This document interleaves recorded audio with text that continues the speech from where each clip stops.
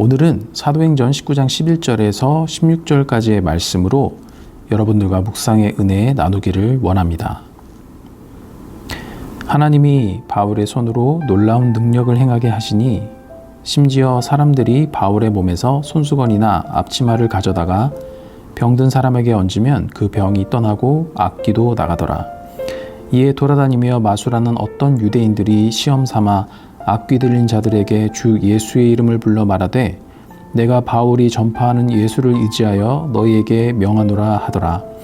유대의 한 제사장 스게와의 7 아들도 이 일을 행하더니 악귀가 대답하여 이르되 내가 예수도 알고 바울도 알거니와 너희는 누구냐 하며 악귀 들린 사람이 그들에게 뛰어올라 눌러 이기니 그들이 상하여 벗은 몸으로 그 집에서 도망하는지라. 아멘. 명품에도 전문가가 감별하기 어려운 거의 진품과 흡사한 가품이 있다는 것 여러분들도 잘 알고 계실 거라고 생각합니다. 조잡한 가품은 사실 금방 탄로가 나서 창피를 당하게 되지만 진품에 가까울수록 그것을 구별하기 어렵기 때문에 종종 이러한 가품으로 나의 존재 가치를 더욱 돋보이기 위해서 위장하는 경우도 있는 것 같습니다.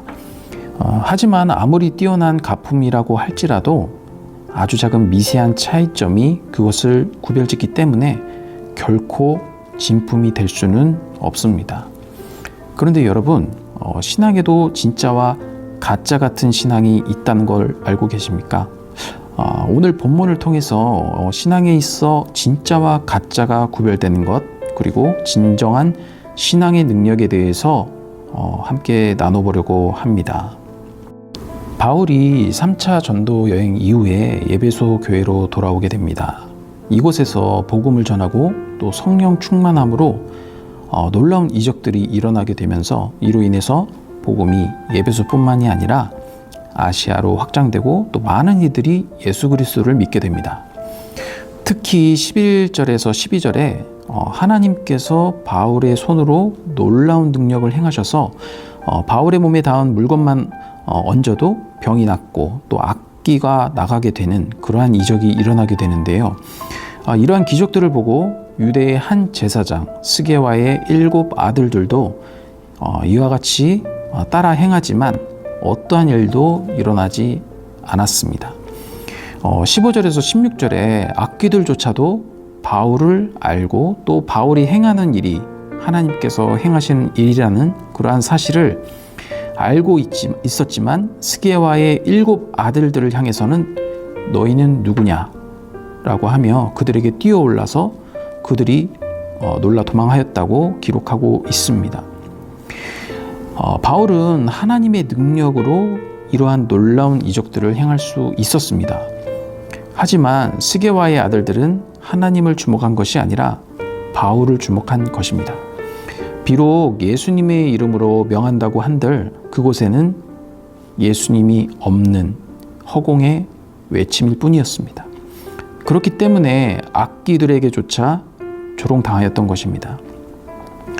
신앙에 있어서 진짜와 가짜는 누구를 의지하고 주목하는가에 따라 차이가 있습니다.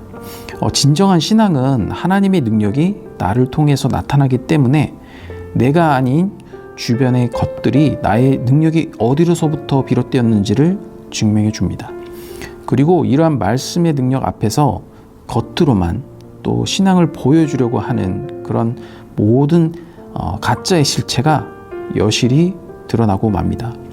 스게와의 7 아들들은 비록 유대의 한 제사장 출신으로서 어떤 외형적인 조건들은 사람들로 하여금 인정받을 수 있었겠지만 그 안에 정작 하나님에 대한 믿음은 없었기 때문에 가짜인 것이 들통나게 되고 악귀에 눌려 도망치고 만 것입니다. 한편 진정한 신앙은 그 목적이 어디에 있느냐에 따라서 차이가 있습니다. 바울은 이 모든 이적을 통해서 복음이 더욱 확장되며 하나님의 영광을 나타내기 위함이었다면 스게와의 7 아들들은 자신의 권위를 인정받기 위해서 또 그리고 자신의 영광을 나타내기 위해서였기 때문에 어떠한 하나님의 능력도 나타나지 않았던 것입니다. 우리가 교회를 섬길 때에도 마찬가지인 것 같습니다. 나를 내세우거나 내가 인정받고자 그러한 목적이 있다면 결국 이러한 문제로 인해서 갈등과 분쟁이 일어나게 되고 하나님의 영광을 가리우게 됩니다. 하지만 내가 아닌 주님을 위해 겸손함으로 나아간다면 말씀의 능력이 나를 변화시키고 또 공동체의 변화로 이어지게 될 것입니다.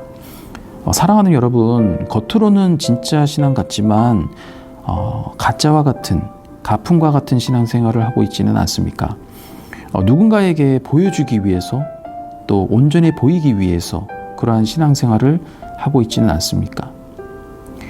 중요한 것은 우리가 말씀 안에서 온전히 서 있을 때 내가 아닌 주변의 모든 것들이 우리들의 신앙과 믿음을 진짜라고 증명해 준다는 사실입니다.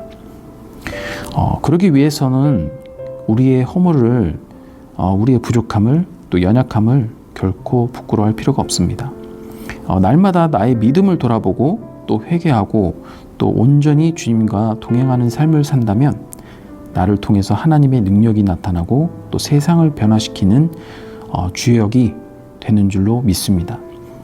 그와 같은 은혜가 오늘도 말씀으로 동행하는 여러분들에게 넘치게 임하시기를 축복합니다.